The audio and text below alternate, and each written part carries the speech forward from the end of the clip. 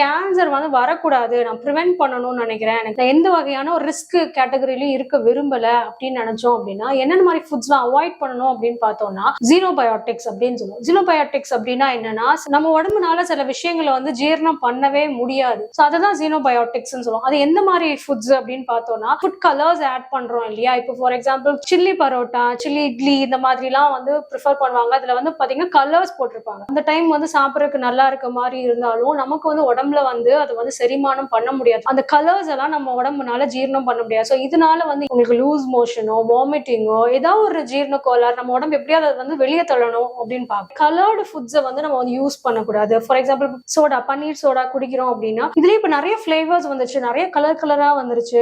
இந்த மாதிரி கலர்ஸ் வந்து நம்ம அவாய்ட் பண்ணணும். பிளெயினா உள்ள colour without any flavours, artificial ஃபிளேவர்ஸ்மே அவாய்ட் பண்ணணும். இந்த கண்டென்ட்டோட ஃபுல் வீடியோ வந்து உங்களுக்கு டிஸ்கிரிப்ஷன்ல இருக்கு, அதுல நீங்க போய் பார்த்துக்கலாம்.